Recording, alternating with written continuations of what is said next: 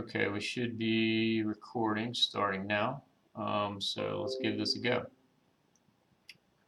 I'm gonna actually let me turn off some of my other things that are making noise over here because those are gonna record too.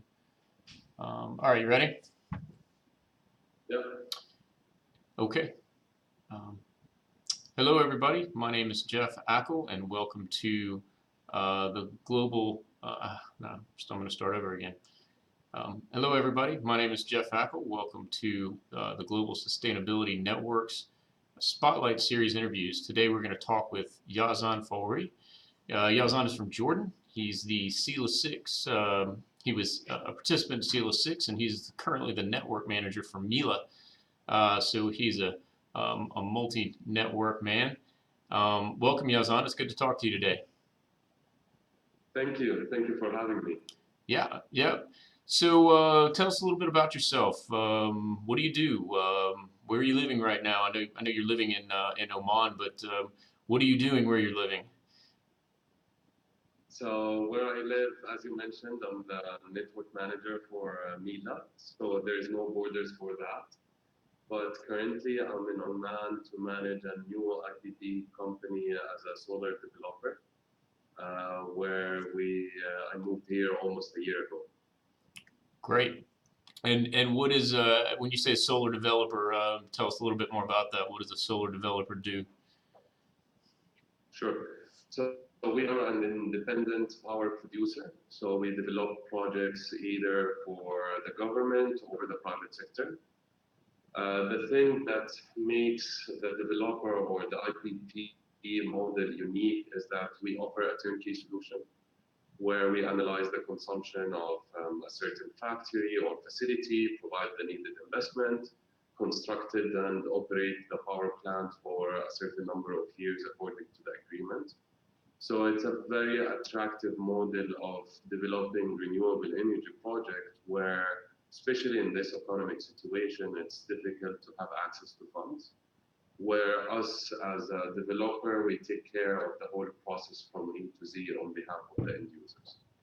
Right. So not just construction. I mean, you're actually um, finding the projects, financing the projects, building the projects, and then really operating that equipment on behalf of whoever actually owns the property and where it sits, right? Exactly, exactly. Okay, that's interesting. Yeah, because I think there's a lot of people out there that maybe touch one or two of those things. Maybe they work on the construction side, or they work on the operations side, or maybe they're an investor in um, solar technology, but not necessarily all of those um, in the same company. And you're doing this worldwide, or like regionally, or where all is this happening? Personally, I'm concentrated on the MENA region, Middle East and North Africa, but we have offices in Dublin, Ireland, and in Paris, in France, where currently we are number two in rooftops in France, and we have wind turbine in Ireland as well, offshore. Okay, wow. So you mentioned rooftops in Paris. Are you doing this on is this really like a commercial scale where you're doing individual homes or maybe commercial businesses, or are you doing this on more of like an industrial scale where you're providing, almost utility scale power to like a whole district?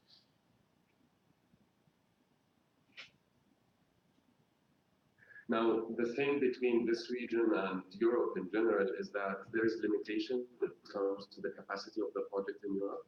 For example, the regulation in France that maximum the renewable energy project needs to be 17 megawatts in terms of the PPA model. In the Middle East, there is no limitation in terms of the capacity of the solar projects.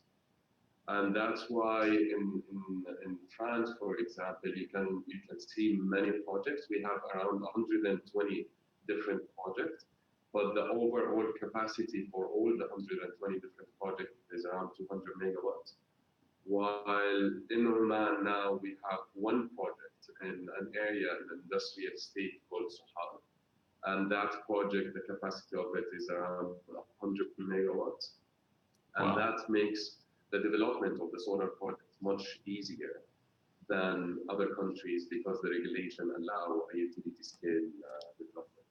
Right. Okay.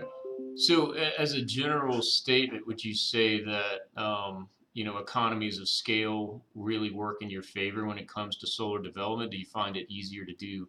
Yeah, and obviously it sounds like this is regionally specific, and there's a lot that has to come from governments in terms of what they permit and what they encourage, right? But as a general statement, do you find it to be more viable on a large scale, or do you find it to be more viable on like a smaller commercial scale?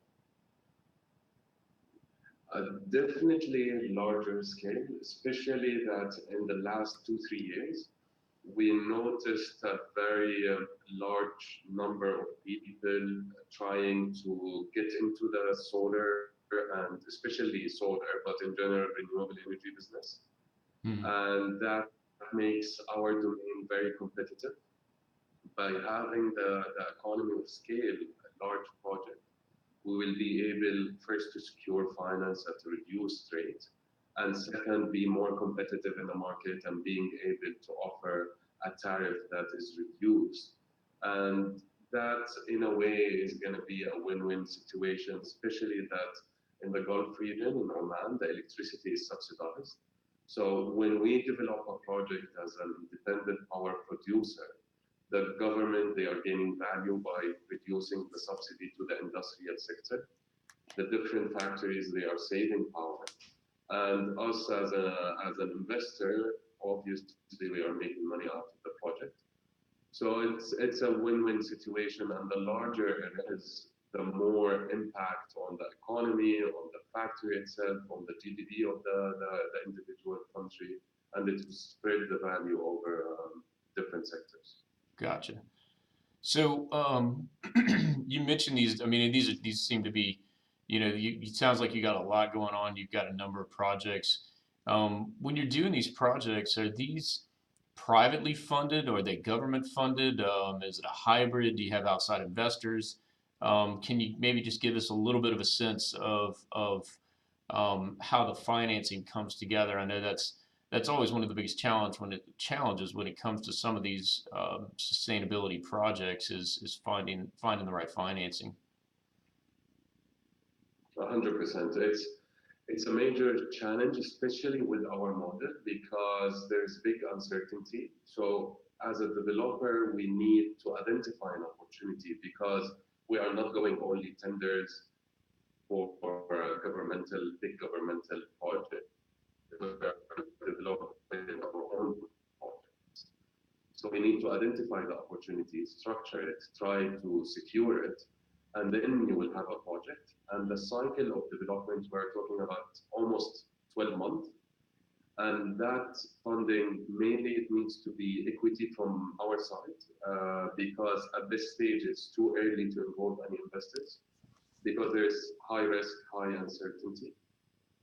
And that risk, as partners in the company, we need to accept.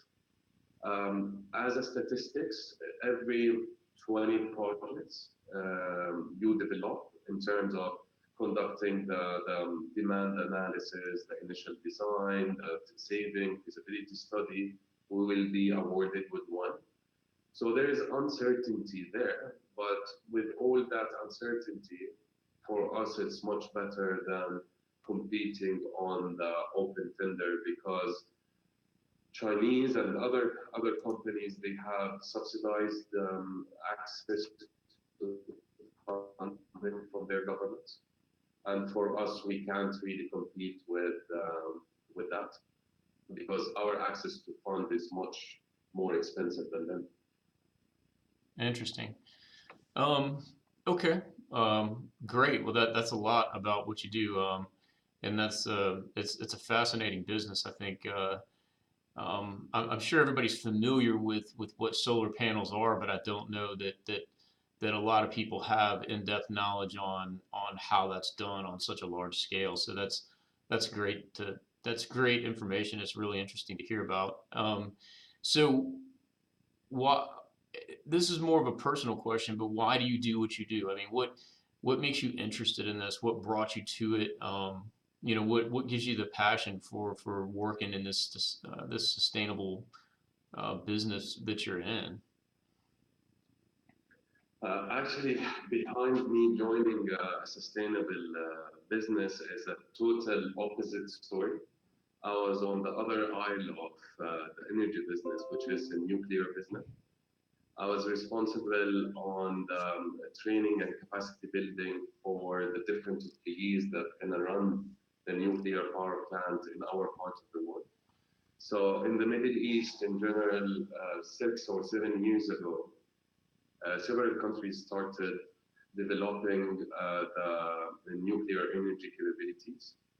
So different countries around the world, U.S. Department of Energy, the EU, and UN Center of Excellence, established an NGO to build the capacity for these different governments to be ready once the construction of the nuclear power plant is done, for all the staff to be trained and ready to handle the operation of the nuclear power plants.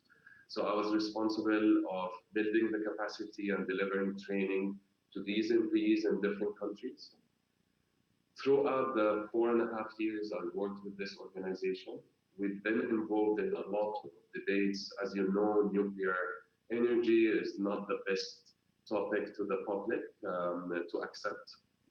So we were involved in a lot of debates in different countries whether the government should support a renewable energy, more sustainable project, or invest all that time and money in building nuclear. And to be honest, after being involved in many, many debates, I was motivated that in order to reach really the sustainable energy in the future, solar and wind and the different renewable energy sources is the answer, and not the nuclear. So in 2014, I decided to quit from that organization, and that's the start of Oxygen Global Energy in Jordan. Interesting. So how did you? I mean, even further back, you said you were working for an NGO and you were developing nuclear power. How did you even get into that? What's your background? I mean, did you come from a technical background or did you come from a commercial background? How did you even get into that in the first place? Sure. My background is political science. So I was fortunate 5 or 6 years before joining that organization to work with King's Office in Jordan and other international organizations, setting policies, either youth development, political development, and others. And my role with the NGO and the nuclear is not really technical, more than setting the different policies and procedures for all the different governmental organizations to build a certain training criteria for them. So my background, my political background, and the different organizations I worked with in terms of drafting the different policies allowed me to get an opportunity to join the team of the NGO. Well, that's a fascinating path. I feel like you started out in political science and now you're into developing renewables. Um, that's I guess Yeah, everybody comes at it from a different place, and I think it's fascinating to hear how people have arrived at where they are now. So as you went through you said that you moved from this NGO and you moved from the nuclear power over to this space. Tell us a little bit about specifically how you got your start with your business as it exists today. I mean, I think one of the what we hear a lot, especially from people that we talk to who are trying to start sustainable businesses, is they're not really sure where to go to even start, right? I think once you have momentum, it's obvious a little bit easier to continue that momentum, but a lot of people, I think, struggle with the first step. So, what was your first step? How did you first take the step into the business that you're in now? yeah. So at the beginning, the first 2 years, it was really tough, especially that I started the company with very limited resources. I was the only employee in the company for a year and a half. At the beginning, because of lack of resources, I tried to concentrate on structuring one project.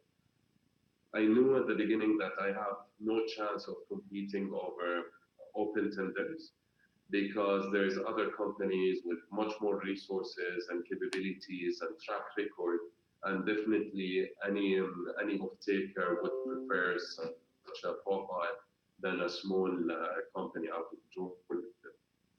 So what I tried for the first 2 years, I worked solo, just by myself, to structure a project. And after 2.5 years, I managed to put a project in Jordan together, where I started going meeting different developers because I don't have the financial capabilities of really conducting all the technical assessment, feasibility studies, and the actual design of the power plant.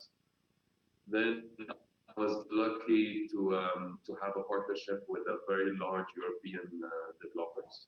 And things once they joined our company and we built a consortium to develop that project, things started changing in terms of having resources and having the right engineer to help us.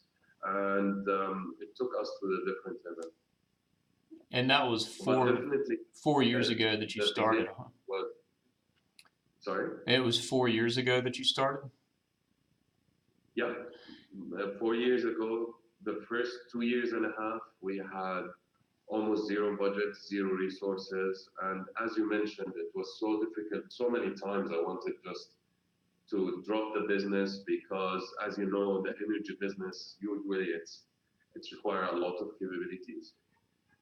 So it wasn't easy at all.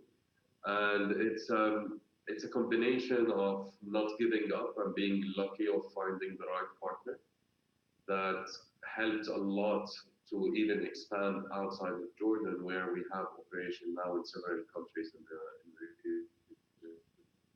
Okay. So, uh, switching gears on you just a little bit, tell us something about yourself, something about you personally. I mean, what do you like to do for fun? What do you when Friday and Saturday roll around in Oman? Where do you go? What do you do and um, to enjoy yourself? Yeah, actually, one big source of energy, enjoyment, and changing the mood and all of that is Mila. I joined Mila end of or beginning of 2015, and that my involvement in Mila changed a lot of things to me, especially the period where I was like down and I didn't know what to do. I found a perfect support system to change the mood, to give you energy, seeing so much successful people all across the different countries always gives you the push to work harder and try more. So currently, I'm trying all the time, if I have the time, to surround myself with media members in the different countries because that's the source of energy, excitement, having fun, being not only having a common platform in terms of Mila or a leadership or a business, but with time they are brothers and sisters. And I can't find any better way of filling out my spare time than spending it with Mila members. That's fantastic. And I've actually traveled quite a bit to the Middle East, but unfortunately, I only recently learned of how expansive Mila was, and was just able to start meeting with some Mila folks a couple of months ago on a visit to Dubai. So I'm looking forward to meeting more of that network as I continue to travel over there. So one last question for you. This question comes from my friend Harath, also from Jordan, and Yeah. it's an interesting question. So I'll ask this of you: what's one thing that you believe that most people would disagree with you on? Uh, the standard of what step by step life should move because There's in life a standard that you should go to school, go to university, get married, have kids, establish business, make money, pass away. Um, this process of life, the step by step, I not necessarily agree to. Sometimes it works perfectly for certain people, but we shouldn't judge others by this process. So I will give you an example. We have here in Oman a fantastic employee. He has no university degree, and today, technical wise, I count on him more than an engineer graduated from Europe. Just because he doesn't have a university degree from a respected university, that doesn't mean that this guy can't add value. Unfortunately, the society, if they read on the CD that that box, the university box, is not this per be judged. Same thing on many things, many aspects in our society. If you don't have certain boxes ticked according to what is accepted in the society, you will be flagged as there's something wrong. Right. Yeah, I love that. That's a fantastic answer. I appreciate that. Um, so you have potentially people from all four networks watching this interview. If you're talking to people from SELA, from SELA, from MILA, and from SIBF, um, is there anything that um, you could use from the network, or that you would like to give to the network, in the sense that if somebody's watching this and they're interested in what you in what you do, is there anything at all that you could use, that maybe somebody has that they're looking to offer? For example, um, corresponding businesses in other parts of the world, or financing, or maybe you're interested in helping other people who are trying to get started in entrepreneurship, entrepreneurial type of things, and sustainability. Just anything you'd like to say to the network in general about kind of how you'd like to benefit or give back to it.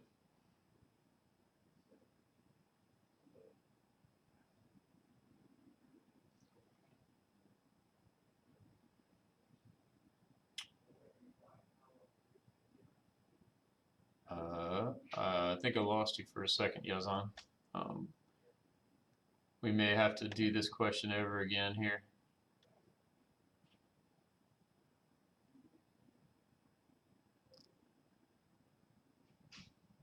You still there?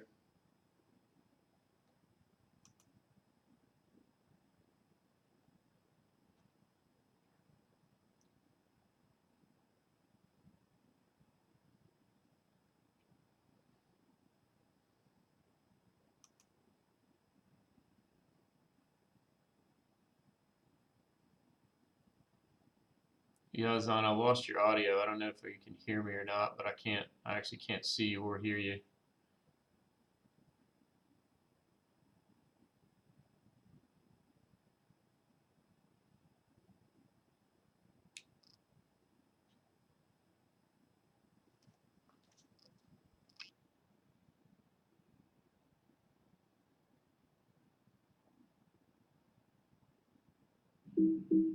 Oh, there you are. Ah, yeah. You're Can you back? see me? Yeah. Yeah, I could for a second, and then you went away. Yeah. It shows me that I'm offline here, but if you can see me, that's fine. Yeah, I can see. Let's see. Um, uh, So I missed the last question. yeah, I think we were there, and the good news is we can just kind of cut and paste in this The last. format. So yeah, I'll ask you the last question over again. Um, um, so as you know, Yazan, we're talking to the entire network here, and there could be people from SIBF, MILA, SELA, SELA, all watching this. What is it? What is it? What is it that you see as your place in the network? How could you benefit from the network in the sense is there, if there are people out there looking to, contribute financing, or if there are people out there who are, interested in partnering with you in other parts of the world, or maybe you're interested in helping um, someone who might be trying to get started in this business or a similar business from an entrepreneurial standpoint. Is there anything you'd like to maybe just say to the network at large? Definitely. Well, because of my involvement with Mila as a network manager, so there's two capacities that definitely I can help with. The first one, as a network manager, my mandate with Mila is to facilitate connection not only within Mila members, but also help Mila members connect with SILA, SELA, SIBF, vice versa. So I can help with my mandate as a network manager of facilitate and trying to support any member across the global network. Now we are launching as well the business groups within Mila. Hopefully, after a few months, we can expand it to other networks. We believe that this project as well going to facilitate the business collaboration between members.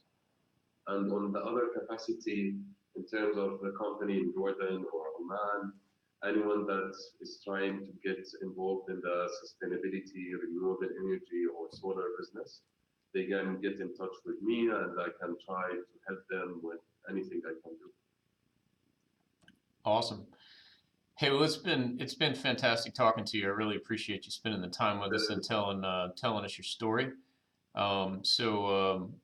Hopefully we have a number of people watching, and you've been interested in Yazan's story. So yeah, again, thank you, and we will hopefully see you at some events, whether it be here in the Middle East in the near future.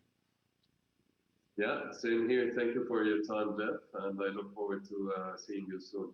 Okay, You will take be care. in soon, right? Yes, I will. I will. I'm going to wait until it's not 50 degrees Celsius, and then I'm going to come over.